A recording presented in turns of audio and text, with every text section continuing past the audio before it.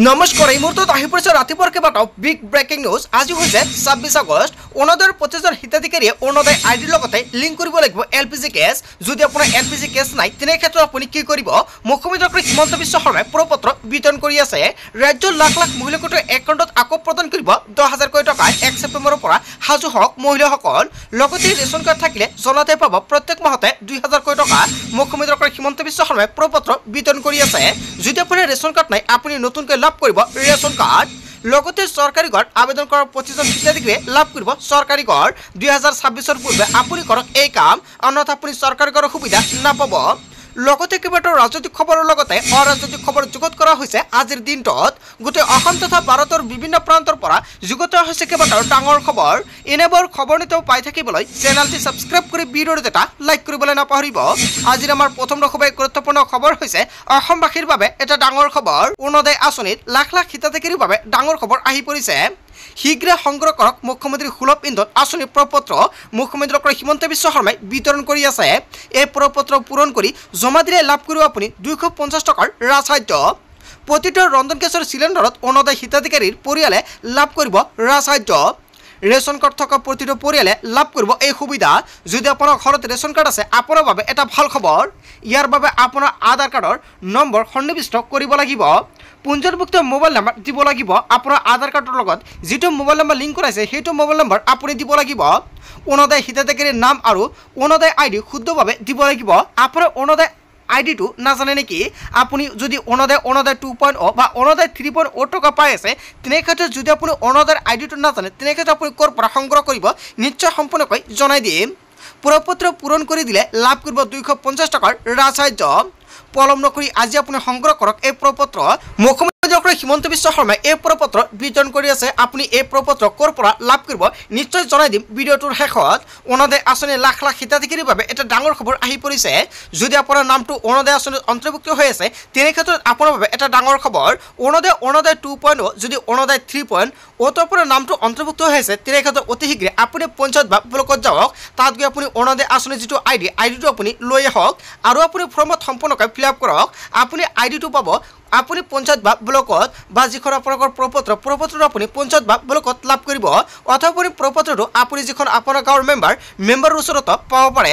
চ' বন্ধু বান্ধৱীসকল আজিৰ ভিডিঅ'টো সকলোৱে বেছিকৈ শ্বেয়াৰ কৰি দিব আৰু যদি কিবা অসুবিধা হয় নিশ্চয় কমেণ্ট কৰি জনাই দিব, সহায় কৰা হ'ব। যিসকল ব্যক্তিৰ এলপিজি গেছ কানেকশ্যন নাই নতুনকৈ কৰিব পাৰিব আবেদন। মুখ্যমন্ত্ৰী ডক্টৰ হিমন্ত বিশ্ব শৰ্মাই সকলোকে নতুনকৈ এলপিজি গেছ কানেকশ্যন আবেদন কৰিবলৈ আহ্বান জনাইছে। যদি আপোনালোকৰ কিবা অসুবিধা থাকে এলপিজি গেছ কানেকশ্যন আবেদন কৰিবলৈ নিশ্চয় কমেণ্ট কৰি জনাই দিব, সম্পূৰ্ণকৈ সহায় কৰা হ'ব। যদি আপোনাৰ ঘৰত এলপিজি গেছ কানেকশ্যন নাথাকে তেনে ক্ষেত্ৰত আপুনি 250 টকা অতিৰিক্ত নাপাব। মুখ্যমন্ত্ৰী ডক্টৰ হিমন্ত বিশ্ব শৰ্মাই সংবাদমেল যোগে বৃহৎ মন্তব্য কৰিছে। তাৰপিছত অসমবাসী ৰাজক জনাইছে আমাৰ পৰৱৰ্তী খুবেই গুৰুত্বপূৰ্ণ খবৰ। লগতে ডাঙৰ খবৰ বাংলাদেশৰ সৈয়দ হামিদক লৈ মুখ্যমন্ত্ৰী ডক্টৰ হিমন্ত বিশ্ব শৰ্মাৰ কঠোৰ মন্তব্য। অসম কোনো কাৰণতে অশান্ত কৰিবলৈ দিয়া নহ'ব। হামিদে অসমৰ সকলো মানুহকে বাংলাদেশী সজাই থৈ গুচি গ'ল। এই কথা অসমৰ মানুহৰ কাৰণে অত্যন্ত অপমানজনক। অসমত যিখিনি মানুহ আছে কাকো আমি কেতিয়াও বাংলাদেশী বুলি কোৱা নাই আৰু তেওঁহে আহি কৈ গ'ল এইবিলাক বাংলাদেশী লোক বুলি। এই মানুহবিলাকে অসমত সাম্প্ৰদায়িক সংঘৰ্ষ লগৰ চেষ্টাত আছে। চৰকাৰে এইসকল লোকৰ ওপৰত তীক্ষ্ণ নজৰ ৰাখিছে। অসমক কোনো কাৰণতে অশান্ত কৰিবলৈ দিয়া নহ'ব। অসমৰ মুখ্যমন্ত্ৰী ডক্টৰ হিমন্ত বিশ্ব শৰ্মাই মন্তব্য কৰিছে। অসমত আহি অসমৰ বিদেশী মন্তব্য কৰা হামিদক কঠোৰ শোকেৰে মুখ্যমন্ত্ৰী ডক্টৰ হিমন্ত বিশ্ব শৰ্মাৰ। তাৰপিছত অসমবাসী ৰাজক জনাইছে আমাৰ পৰৱৰ্তী খুবেই গুৰুত্বপূৰ্ণ খবৰ। লগতে ডাঙৰ খবৰ প্ৰশাসনৰ বুলডোজাৰ একশ্যনৰ পূৰ্বে কান্দি বেদখলকাৰীয়ে নিজৰ গৃহত নিজে চলালে বুলডোজাৰ। প্ৰশাসনে উচ্ছেদ চলোৱাৰ পূৰ্বে বেদখলকাৰীয়ে নিজে চলালে উচ্ছেদ। নিজে নিৰ্মাণ কৰা গৃহত নিজে চলালে বুলডোজাৰ।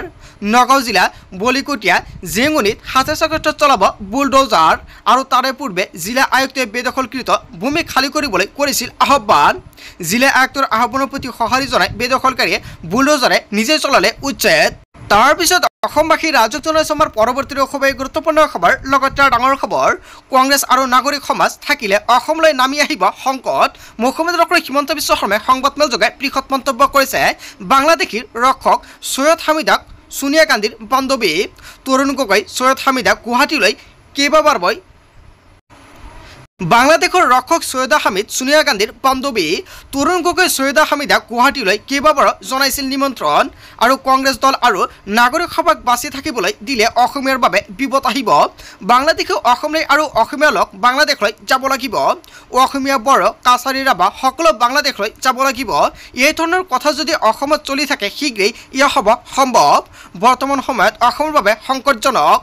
অসমখন নিৰাপদে ৰাখিব লাগিব। সৈয়দা হামিদাৰ মন্তব্যৰ প্ৰতিক্ৰিয়া অসমৰ মুখ্যমন্ত্ৰী ডক্টৰ হিমন্ত বিশ্ব শৰ্মাৰ। তাৰপিছত অসমবাসী ৰাজক জনাইছে আমাৰ পৰৱৰ্তী খুবেই গুৰুত্বপূৰ্ণ খবৰ। লগতে ডাঙৰ খবৰ, বুলডোজাৰে চলিব। হয় বন্ধু বান্ধৱীসকল, অৱশেষত এটা ডাঙৰ খবৰ আহি পৰিছে। জাননী জাৰি কৰিছে, বুধবাৰে চলিব বুলডোজাৰ। সাজু হৈছে প্ৰশাসন।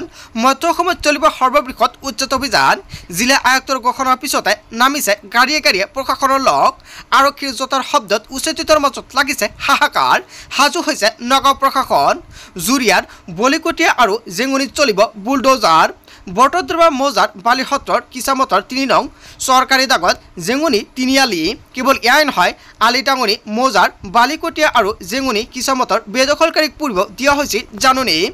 বেদখলকাৰীৰ কবলত থকা ১৯,৯০৭ বিঘা মাটি বেদখলমুক্ত কৰিবলৈ সাজু হৈছে নগাঁও প্ৰশাসন। হয় বন্ধু বান্ধৱীসকল, মাজত কেইটামান ঘণ্টা বাকী আছে। তাৰ পিছতে চলিব ভয়ংকৰ বুলডোজাৰৰ শব্দ। তাৰপিছত অসমবাসী ৰাজক জনাইছে আমাৰ পৰৱৰ্তী খুবেই গুৰুত্বপূৰ্ণ খবৰ। লগতে ডাঙৰ খবৰ, মোক প্ৰধানমন্ত্ৰী ডাঙৰীয়ে মুখ্যমন্ত্ৰীসকলে শান্তি ঘূৰাই অনাৰ দায়িত্ব দিছিল। হয় বন্ধু বান্ধৱীসকল, মুখ্যমন্ত্ৰী ডক্টৰ হিমন্ত বিশ্ব শৰ্মাই মন্তব্য কৰিছে, যেতিয়া মুখ্যমন্ত্ৰী ডক্টৰ হিমন্ত বিশ্ব শৰ্মাই মুখ্যমন্ত্ৰী হ'ব তেতিয়া প্ৰধানমন্ত্ৰীয়ে কৈছিল যে শান্তি ঘূৰাই আহিব বুলি, আৰু ৪,০০০ লোকৰ BTCত আন্দোলনত মৃত্যু হৈছিল।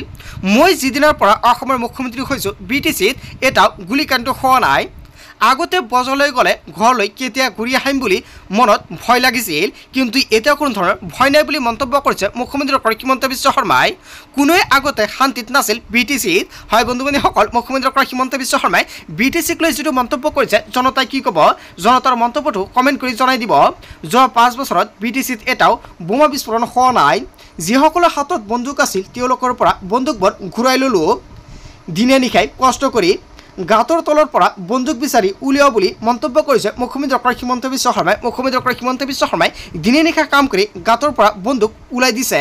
কেৱল এয়াই নহয়, BTCত আগতে বন্দুক চলোৱা ল'ৰাই এতিয়া খেতি কৰিছে, ৰাজনীতি কৰিছে বা ব্যৱসায় কৰিছে। বিজেপি চৰকাৰে দিয়া প্ৰতিশ্ৰুতিৰ বাবে BTCত শান্তি ঘূৰি আহিছে। BTCত বিজেপি চৰকাৰ গঠন হ'লে সকলো সুবিধা আৰু অধিকাৰ দিয়াৰ দায়িত্ব ল'লে মুখ্যমন্ত্ৰী ডক্টৰ হিমন্ত বিশ্ব শৰ্মাই। মোক প্ৰধানমন্ত্ৰী ডাঙৰীয়ে মুখ্যমন্ত্ৰী হ'লে শান্তি ঘূৰাই অনাৰ দায়িত্ব দিছিল, আৰু অৱশেষত মুখ্যমন্ত্ৰী ডক্টৰ হিমন্ত বিশ্ব শৰ্মাই এনেকুৱাকৈ কেইবাটাও সংবাদমেলযোগে ডাঙৰ মন্তব্য কৰিছে। তাৰপিছত অসমবাসী ৰাজক জনাইছে আমাৰ পৰৱৰ্তী খুবেই গুৰুত্বপূৰ্ণ খবৰ। লগতে ডাঙৰ খবৰ, বাংলাদেশী তথা উচ্ছেদক লৈ সৰব হৈ পৰিছে গৌৰৱ গগৈ। 10 বছৰে শাসনত থাকি বিদেশীৰ নামত কি কৰিলে বিজেপিয়ে? অসমত উচ্ছেদ কৰা মানুহৰ ভিতৰত কিমান বাংলাদেশী পালে আৰু কিমান ধৰিলে বুলি এনেকুৱাকৈ ডাঙৰ প্ৰশ্ন উত্থাপিত কৰিছে গৌৰৱ গগৈয়ে। যদি উচ্ছেদিতসকলক সন্দেহযুক্ত তেন্তে তদন্ত কৰি শীঘ্ৰেই ব্যৱস্থা হাতত লওক।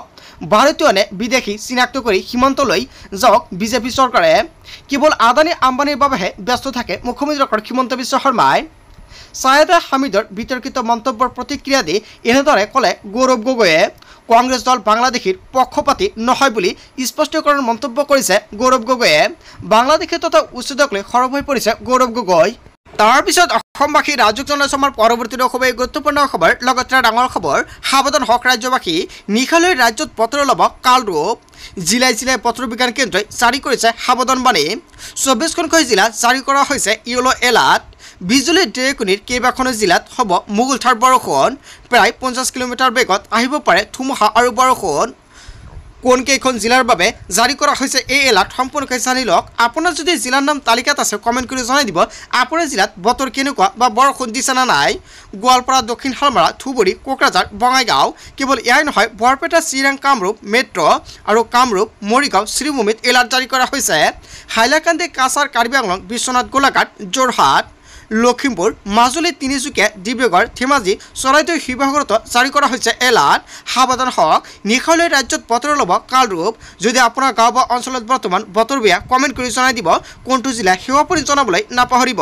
তাৰপিছত অসমবাসী ৰাজুক জনসমাৰ পৰৱৰ্তী খুবেই গুৰুত্বপূৰ্ণ খবৰ লগতে ডাঙৰ খবৰ ৰাজ্যৰ লাখ লাখ মহিলা হিতাধিকাৰীৰ বাবে ডাঙৰ খবৰ আহি পৰিছে 10,000 কোটি টকালৈ মোবাইল ফোন নিকিনিব মুখ্যমন্ত্ৰী ডক্টৰ হিমন্ত বিশ্ব শৰ্মাই 10,000 কোটি টকা প্ৰদান কৰিছে মহিলাসকলৰ একাউণ্টত এই টকাৰে আপুনি মোবাইল ফোন নিকিনিব 10,000 কোটি টকা আপুনি অবাবত খৰচ নকৰিব 10,000 টকাৰে আপুনি কাপোৰ নিকিনিব এখন ঘৰ সদায় স্বামীৰ আৰু পত্নীৰ মাজত চলে আৰু সেয়েহে আপুনি 10,000 টকা স্বামীৰ ব্যৱসায়ত খৰচ কৰক 10,000 কোটি টকা ভাল কামত খৰচ কৰক আপুনি 10,000 টকা আপুনি কি কামত খৰচ কৰিলে ঘৰে ঘৰে চাবলৈ যাব চৰকাৰী বিষয়াসকল আৰু ইয়াৰ পিছতে 25,000 কোটি টকা দিম বুলি মুখ্যমন্ত্ৰী ডক্টৰ হিমন্ত বিশ্ব শৰ্মাই মন্তব্য কৰিছে আকৌ যদি আপুনি ভাল কাম কৰে তেনে ক্ষেত্ৰত 50,000 কোটি টকা দিব আৰু আমি যি কওঁ সেয়া পালন কৰি বুলি মন্তব্য কৰিছে মুখ্যমন্ত্ৰী ডক্টৰ হিমন্ত বিশ্ব শৰ্মাই আমাৰ চৰকাৰে একো প্ৰবঞ্চনা কৰা নাই আমি যি গ্যাৰাণ্টি দিওঁ সেয়া পালন কৰোঁ মন্তব্য কৰিছে অসমৰ মুখ্যমন্ত্ৰী ডক্টৰ হিমন্ত বিশ্ব শৰ্মাই তাৰপিছত অসমবাসী ৰাজুক জনসমাৰ পৰৱৰ্তী খুবেই গুৰুত্বপূৰ্ণ খবৰ লগতে ডাঙৰ খবৰ